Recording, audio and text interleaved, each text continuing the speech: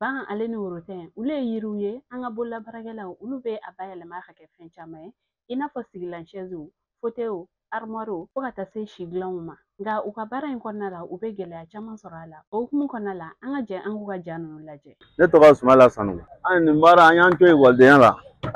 komi an ka cɛkɔrɔba bɛ to k'a kɛ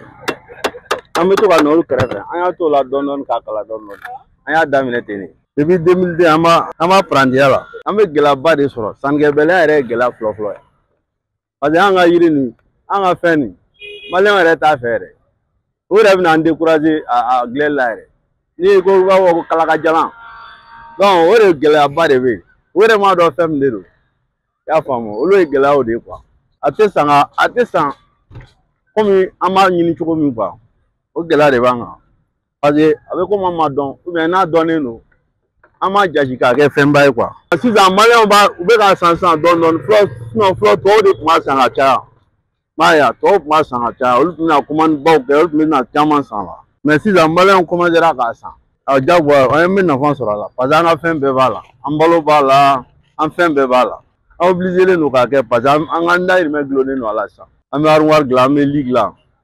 an bɛ yiridenw ninnu dilan an b'a fɔ o ma ko dɛbɛni ani fauteuil ninnu an yɛrɛ presque an b'a bɛɛ dilan quoi. Ne tɔgɔ Lutu Marigo ne bɛ taa kalaka yiriw ɲini kungo kɔnɔ ka na a yiriw laseli dugu kɔnɔ gɛlɛya b'a la an kan a dépense ka ca n'i nana ne fana a sanni ka suma an bɛ zofere sara n taa baara kɛ yɔrɔ min na dugu mɔgɔ min bɛ an bɛ dɔ sara o ye yiri qualité ninnu a tɛ sɔrɔ Mali fan bɛɛ fɛ a bɔyɔrɔ b'a dama a bɛ bɔ maninkala kɔnɔna na maninkala ka taa Laginɛ fan fɛ an kɔni tɛ se Laginɛ. Tɔgɔ Sajo Danbele bon ne nana kalaka in dɔ layɛ parce que n bɛna don Kayi mara de la quoi donc a bɛ kɛ sababu ye k'a bila olu ka sulu kunna pour que tile kana se ka jɔ o kan parce que olu tɛ tile fɛ kosɛbɛ quoi. Bon n y'a jateminɛ k'a fɔ kalaka fɛnɛ ka fisa ka tɛmɛ olu kan parce que domaine min na ne bɛ kɔnɔ minnu mara olu ka condition olu bɛ se ka condition ka fisa ni de ye olu k'i k'a kɛ ni fɛn suguya wɛrɛ ye quoi. Kalaka de c'est plus préférable i k'a kɛ ni kalaka ye parce que là tile bɛ don ani u cɛ donc chaleur ba tɛ kɛ u sanfɛ quoi. Bon sɔngɔko t'a fɛ u ka prix vraiment a ka fisa kosɛbɛ c'est vraiment abordable a ka fisa yɛrɛ yɛrɛ parce que kunun ne bɔra yan mais après je suis revenu encore ka na an ma filɛ quoi et j'ai vu que le prix c'est vraiment abordable a ka fisa kosɛbɛ. Abdoulaye Sidibe ne ka baara ye rotin baara ye ne ye nin parantiya kɛ Côte d'Ivoire nin bɛ bɔ yan nin ye rafiya ye nin ye rotin ye t'o ye rafiya o ye n fa ye marché ko gɛlɛya b'an kan dɔɔni ani matériel sɔrɔli ko fɔlɔ la a tun ka di tubabuw le ye ka tɛmɛ an ka mɔgɔw kan mais sisan tubabu ka dɔgɔ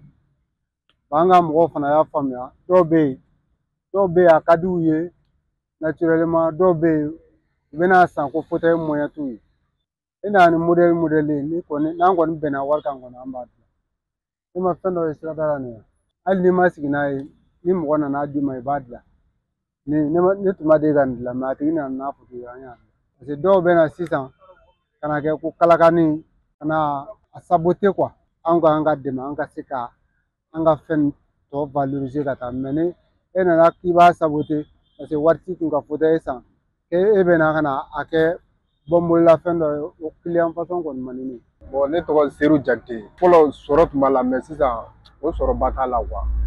i m'a faamu bon an bɛ chaise dilan la an bɛ chaise royale dilan la mariage bɛ kɛ fɛn min na bon théâtre minnu bɛ théâtre tourner olu bɛna san kuma dɔw la ka taa théâtre tourner a kan bon a bɛ taa mariage kɛyɔrɔ fɛnɛ la